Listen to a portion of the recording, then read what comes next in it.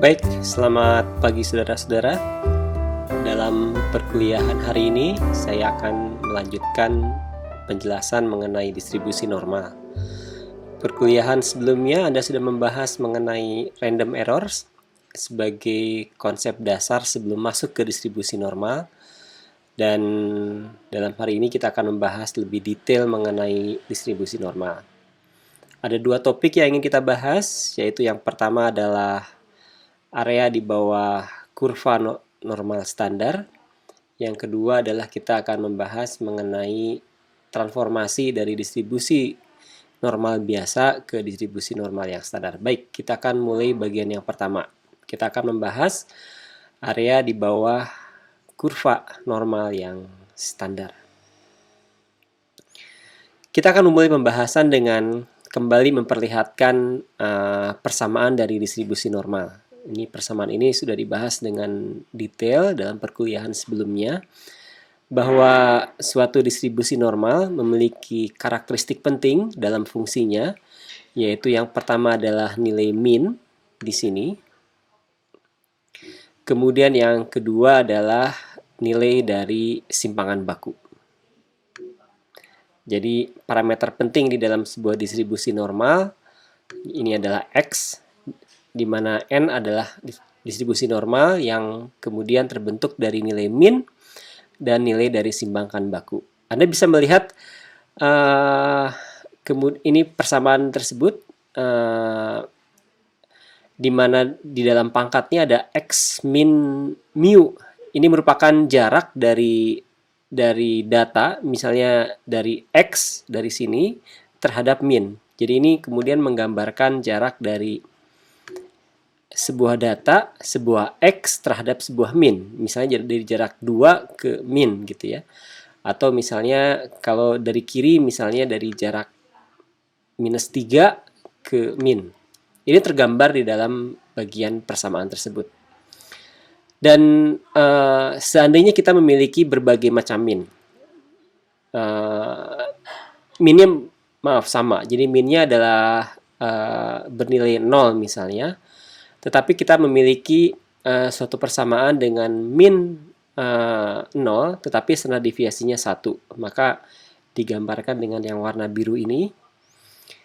Kemudian bisa juga kita memiliki suatu persamaan yang lain, yaitu minnya juga 0, tetapi standar deviasinya adalah 1,5. Dan kita juga bisa memiliki persamaan yang lain, yaitu minnya juga 0, tetapi standar deviasinya 2. Dan kita bisa memahami bahwa standar deviasi merupakan jarak di mana kurva kemudian berubah gitu ya, atau kemarin kita membahas inflection point adalah sebuah titik. Jadi ini adalah standar deviasinya kira-kira 1,5, adalah 1,5 karena inflection point-nya di sini untuk kurva yang berwarna biru. Untuk kurva yang berwarna coklat. Jadi di 1,5 karena inflection point-nya di sini gitu ya. Sedangkan untuk yang berwarna kuning, inflection point-nya adalah 2 di sini, sehingga kemudian standar deviasinya adalah 2. Dan kita bisa membuat sembarang bentuk grafik dari distribusi normal dengan memvariasikan dua hal tersebut. Memvariasikan minnya, dan juga kita bisa memvariasikan standar deviasinya. Tetapi seperti yang sudah kita bahas dalam perkuliahan minggu yang lalu, kita mengenal ada sebuah bentuk khusus dari persamaan normal, yaitu persamaan normal yang baku atau persamaan normal yang standar. Kita nyatakan sebagai NZZ, dan kemudian perbedaannya dengan yang persamaan normal biasa, yaitu nilai minnya sama dengan 0. Jadi nilai minnya sama dengan 0. Kita nyatakan sebagai sebuah Z. Dan kemudian nilai dari simpangan bakunya sama dengan 1. Sehingga kemudian kita mendapatkan sebuah persamaan baru, yaitu persamaan normal yang standar. Mari kita akan bahas lebih detail mengenai persamaan normal yang standar ini. Dan kalau kita bicara probabilitas di bawah probabilitas dari sebuah persamaan, maka kemudian kita bicara luas di bawah kurva, atau kita bicara sebuah integral. Jadi kemudian kita bisa menyatakan integral dari minus T sampai T untuk dengan persamaan normal yang standar. Ini menyatakan probabilitas dari area di bawah kurva. Jadi kemudian probabilitas merupakan luas dari area, dan itu kemudian dinyatakan dengan sebuah integral. Jadi seandainya misalnya luas dari A ke B, maka kemudian kita bisa menyatakan sebagai integral dari A ke B, atau dinyatakan sebagai NZA min NZB gitu ya. Jadi probabilitas adalah luas di bawah kurva, dan itu kemudian menyatakan integral. Atau seandainya apabila kemudian batas integralnya adalah dari minus T ke T, maka kemudian integral dari minus T ke T, maka NZ min T sampai NZ T. Atau kita bisa nyatakan juga misalnya batasnya adalah dari 1 standar deviasi sampai 1 standar deviasi. Jadi jaraknya dari minus sigma sampai sigma, atau NZ min sigma dikurangkan dengan NZ sigma. Nah, proses ini kemudian membantu kita untuk mendefinisikan probabilitas. Mungkin Anda bisa bertanya, kenapa kemudian sebuah persamaan normal itu harus dibakukan gitu ya? Mungkin pertanyaannya sangat logis. Kenapa sih kemudian kita harus mendefinisikan persamaan normal yang standar? Kita sudah membahas sedikit dalam perkuliahan sebelumnya bahwa persamaan normal penyelesaiannya tidak mudah kita lakukan dengan cara analitik. Jadi persamaan menyelesaikan probabilitas yang artinya luas di bawah kurva ataupun sebuah integral itu tidak mudah diselesaikan secara analitik. Penyelesaiannya yang paling mudah adalah diselesaikan dengan cara numerik. Dan begitu dilakukan dengan cara numerik, maka akan jauh lebih memudahkan apabila konsepsi numeriknya adalah dibuat sederhana. Bahkan kemudian kita memiliki tabel untuk penyelesaian persoalan distribusi normal. Dan begitu tabel, maka tabelnya akan jauh lebih sederhana apabila dibuat dalam bentuk yang standar. Nah, untuk itu kemudian kita menggunakan dalam perhitungan, kita menggunakan persamaan distribusi normal yang standar. Jadi kemudian persamaan distribusi harus kemudian kita alihkan menjadi, atau kita transformasikan menjadi persamaan distribusi yang standar, yang artinya memiliki min sama dengan 0 dan memiliki standar deviasi yang sama dengan 1.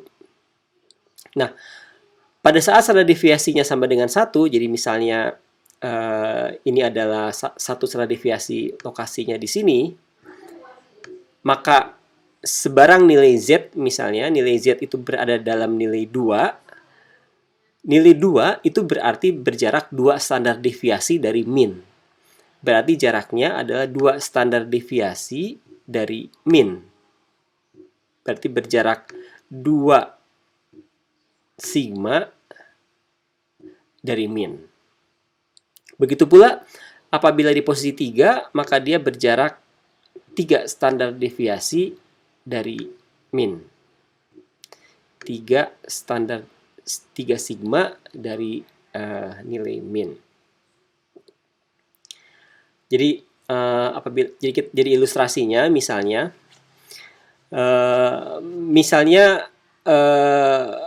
kita bisa menyatakan bahwa batas dari batas probabilitas yang kita tentukan itu dari minus T sampai T. Jadi batasnya adalah dari minus T sampai dengan nilai T. Ini batasnya, ini batas yang kita definisikan. Kemudian pertanyaannya, bagaimana probabilitasnya? Ya, probabilitasnya adalah integralnya gitu ya. Jadi kemudian probabilitas dari minus T ke T ya tentu saja adalah integral dari minus T sampai T. Tetapi kalau pertanyaannya sedikit dibalik, berapakah nilai dari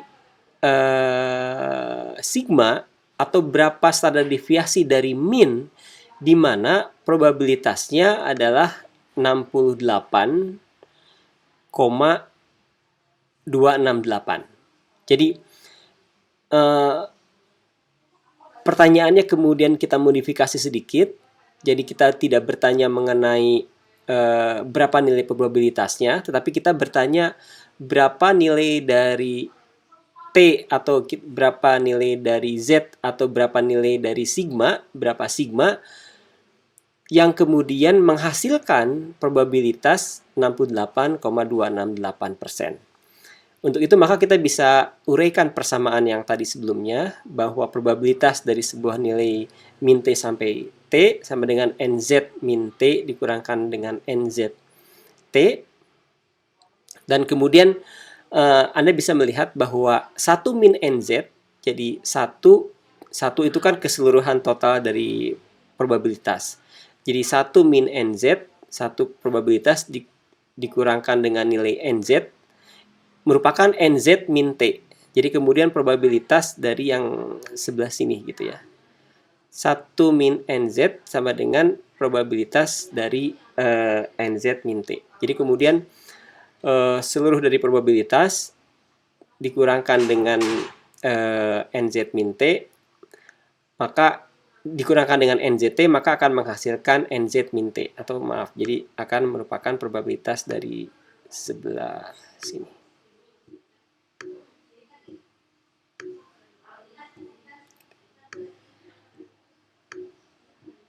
Jadi probabilitas keseluruhan dikurangkan probabilitas keseluruhan itu nilainya 1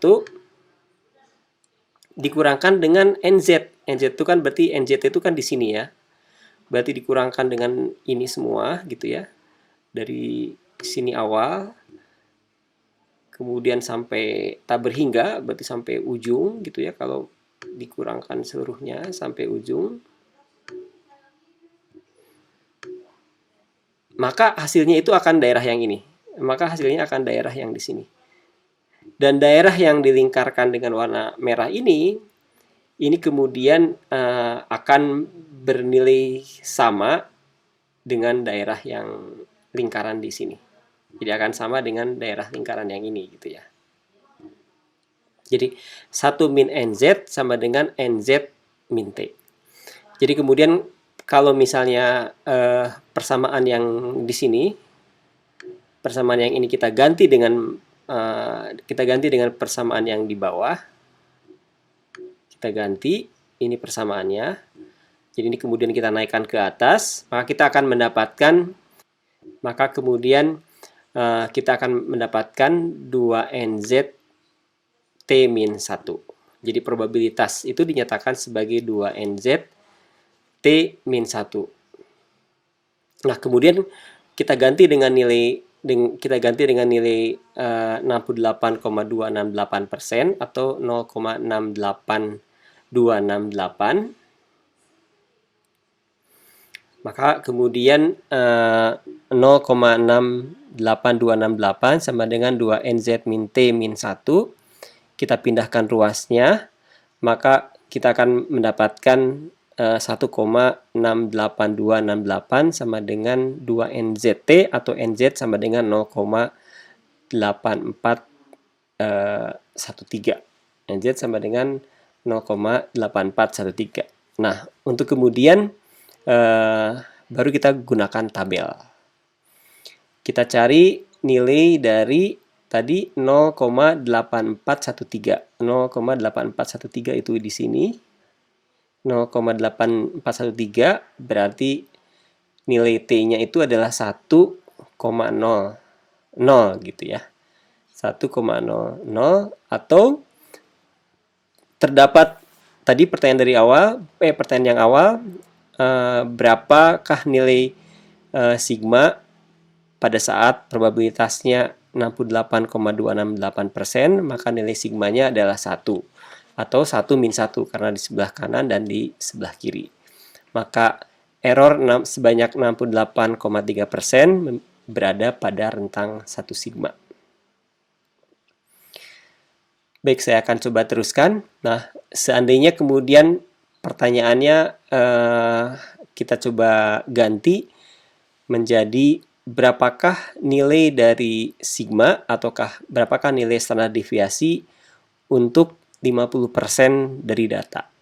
Berapakah batasan standar deviasinya, berapakah min T dan T untuk angka 50%. Maka kita bisa selesaikan dengan logika yang sama, bahwa batas dari min T sampai T 50% berarti 0,5. Ini sama dengan tadi yang sudah kita turunkan rumusnya, 2NZT min 1. Kemudian satunya kita pindahkan, 1,5 sama dengan 2NZT. Kemudian kita mendapatkan NZ, T-nya sama dengan 0,75. Berarti 0,75 NZT. Nah, ini 0,75 NZT itu berapakah nilai dari sigmanya. Nah, yang kita dapatkan bahwa 0,75, jadi kalau Anda buka tabel, 0,75 itu berada pada nilai 0,74857 sampai 0,75175. Jadi 0,75 ini berada di sini. Berarti di antara NZ 067 dan NZ 068 gitu ya. Berarti di antara 67 dan 68.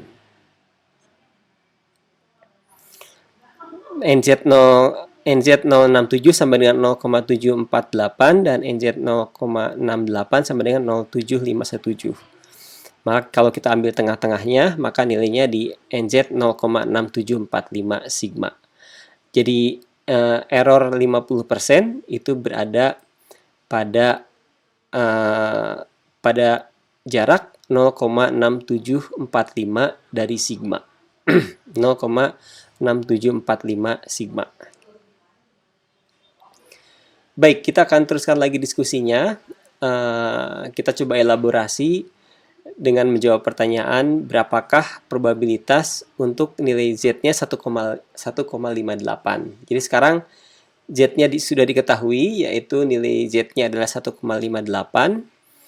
Jadi kemudian karena ini dari mulai awal, dari minus tabur hingga gitu ya, dari mulai sangat kecil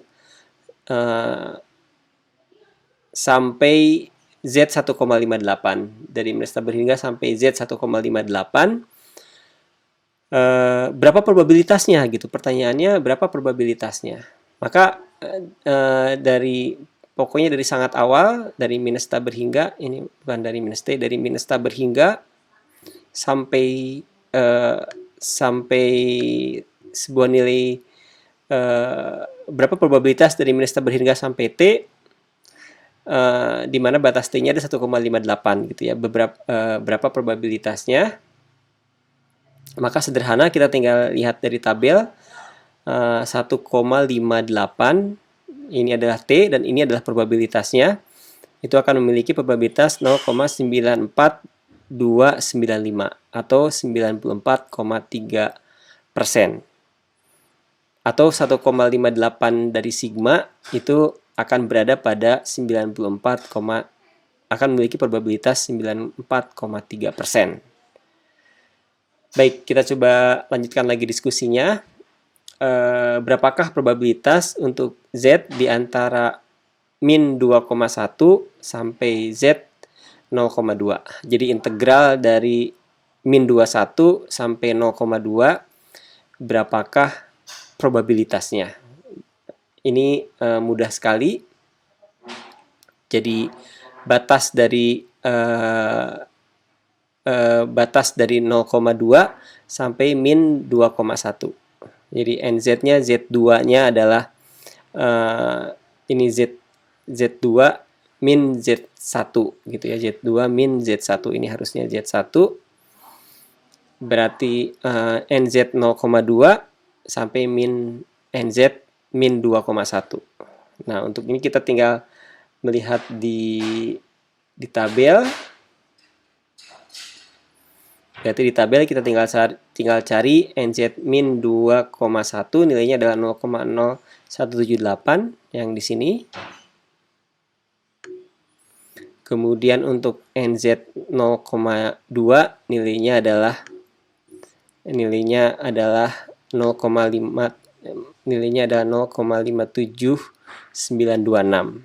Jadi kita tinggal kurangkan, maka hasil pengurangannya adalah 0,5614 atau 56,14%. Jadi dalam rentang min 2,1 sampai 0,2, probabilitas dari data sebanyak 56,14%. Baik, dengan demikian maka itu mengakhiri bagian pertama dari pembahasan mengenai area di bawah kurva normal yang standar. Kita akan masuk ke pembahasan yang selanjutnya. Kita akan membahas mengenai transformasi distribusi normal yang standar. Nah, seperti yang sudah dibahas dalam pembahasan sebelumnya, seandainya kita memiliki sebuah distribusi normal, Anda bisa melihat dalam distribusi normal ini bahwa nilai dari minnya adalah nilai minnya sama dengan 2. Jadi Anda bisa melihat bahwa minnya tidak 0, tapi minnya di bagian tengahnya ini ada di angka 2. Kemudian nilai dari sigmanya itu adalah 0,2. Nah, kemudian kita akan coba mengubah informasi dari distribusi normal biasa ini ke dalam distribusi normal yang standar. Jadi ini adalah distribusi normal yang awal dengan min sama dengan 2. Kita coba transformasikan menjadi minnya sama dengan 0, dan kemudian standar deviasinya menjadi sama dengan 1. Jadi kemudian kita coba mengganti menjadi normal yang standar dengan min sama dengan 0 dan standar deviasi sama dengan 1. Dan ini adalah fungsi transformasinya, yaitu Z. Maka kita bisa menentukan sebuah nilai Z yang kemudian berjarak X min mu per sigma. Jadi X nilai dikurangkan dengan minnya, ini min dari distribusi normal biasa, kita bagi dengan sigma dari distribusi normal yang biasa, maka kita akan mendapatkan sebuah Z. Jadi sebuah Z adalah jarak dari data tersebut terhadap nilai minnya dalam distribusi normal biasa dibagi dengan standar deviasi dari distribusi normalnya. Maka kita akan mendapatkan sebuah nilai Z yang standar, yang kemudian bisa kita gunakan untuk mencari probabilitasnya dengan menggunakan penyelesaian numerik atau dengan menggunakan bantuan dari tabel. Jadi logikanya menjadi sangat sederhana. Ilustrasi dari persoalan yang menggunakan prosedur transformasi tersebut, misalnya adalah hasil pengamatan di lapangan menghasilkan data dengan nilai minnya 50 dan standar deviasinya 5. Jadi minnya 50 dan standar deviasinya adalah 5. Kemudian berapa nilai pengamatan X yang memiliki jarak 1,2 standar deviasi dari min. Jadi berapakah nilainya dalam distribusi normal yang standar. Jadi kan berapakah nilai pengamatan? Jadi pengamatannya harus diberikan. Jadi nilai pengamatannya 1,2. Nah, ini sebenarnya 1,2 itu berapa jaraknya dari min gitu ya. Atau kita nyatakan berapakah nilainya di dalam distribusi normal yang standar. Berapa nilai Z dari X yang kemudian bernilai 1,2. Maka persamaannya bahwa Z sama dengan X min mu per sigma, atau kemudian X sama dengan min ditambah Z dikalikan dengan sigma. Jadi kemudian X-nya ada, min-nya adalah 50, kemudian ini Z-nya adalah 1,2 jaraknya, dan kemudian sigmanya tadi adalah 5, maka nilai X-nya adalah 56. Baik, kita akan coba ilustrasikan dengan persoalan yang lain. Nah, kalau yang tadi kita mencari X-nya, nah kalau yang sekarang kita mencari Z-nya, berapakah nilai Z untuk nilai pengamatan X sama dengan 60. Jadi, berapakah nilai dari Z pada saat diketahui nilai pengamatannya, nilai X-nya sama dengan 60. Maka Z sama dengan X min mu dikurangkan dengan mu dibagi dengan sigma. Jadi Z sama dengan 60 dikurangkan 50 dibagi dengan 5, maka Z-nya sama dengan 2. Pertanyaan yang bisa kita ajukan, pertanyaan lanjutan yang bisa kita ajukan adalah apa bedanya nilainya positif dengan nilai negatif? Ataukah Z mungkin nggak Z bernilai negatif? Apa artinya Z bernilai positif? Berarti untuk Z yang bernilai positif, maka kemudian data tersebut berjarak sebanyak 2, data tersebut berjarak sebanyak 2 sigma ke arah kanan. Jadi kalau Z-nya 2, itu artinya jaraknya adalah 2 sigma ke arah kanan. Dan apabila kemudian bernilai negatif, maka dia berjarak 2 sigma juga, tetapi ke arah sebelah kiri. Jadi jaraknya sama-sama 2 sigma, tetapi kemudian tandanya ini adalah negatif, yang ini tandanya adalah positif. Gitu ya. Baik. Saya coba teruskan lagi. Ini contoh persoalan yang lebih real. Pertanyaannya adalah jumlah jam belajar mahasiswa dalam 1 bulan terdistribusi secara normal dengan nilai min 225 jam per bulan.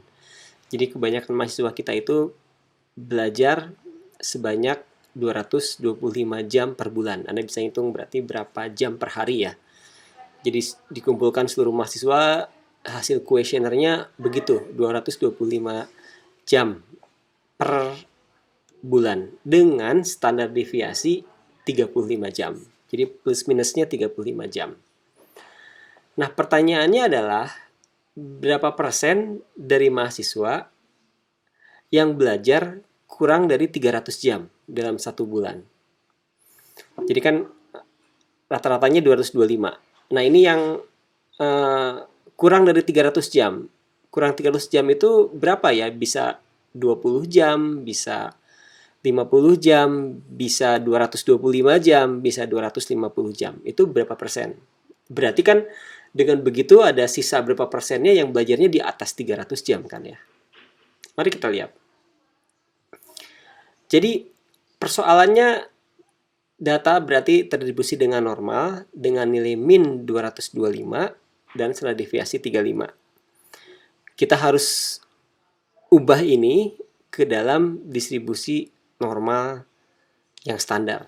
Kita cari Z-nya, berarti X-nya adalah 300, kemudian min-nya 225, dibagi 35 sama dengan 2,14. Atau kalau kita gambarkan dalam bentuk grafiknya, berarti 300 itu di sini, ini min-nya 225 dalam distribusi normal biasa, dan ini dalam distribusi normal yang standar. Berarti min-nya menjadi 0, dan kemudian nilai 300 tersebut berjarak 2,114 standar deviasi dari min. Jadi dia berjarak 2,114 standar deviasi dari min. Kita tinggal menghitung probabilitasnya. Gampang dengan tabel. Kita cari di tabel yang nilainya 2, 2,1, terus kemudian atasnya 4. Dapat probabilitasnya adalah, Anda coba sendiri nanti, dapat probabilitasnya adalah 98,38%. Jadi kemudian 98,38% mahasiswa belajar kurang dari 300 jam. Mudah-mudahan ini bisa menjelaskan kemanfaatan dari distribusi normal yang standar. Nanti kita akan bahas dalam materi selanjutnya dengan lebih detail bagaimana memanfaatkan distribusi normal yang standar. Tetapi sebelum itu, ini tugas buat Anda. Pertanyaannya adalah jumlah jam praktikum mahasiswa dalam 1 minggu itu adalah 225 jam dengan standar deviasi 5,5 jam. Jadi ada yang lebih, ada yang kurang gitu ya. Nah, pertanyaannya yang A, berapa persen dari mahasiswa yang jam praktikumnya kurang dari 10 jam per minggu? Rata-ratanya 22,5, tapi jangan-jangan ada yang kurang dari 10 jam. Itu berapa persen? Berapa persen yang 6-10 jam?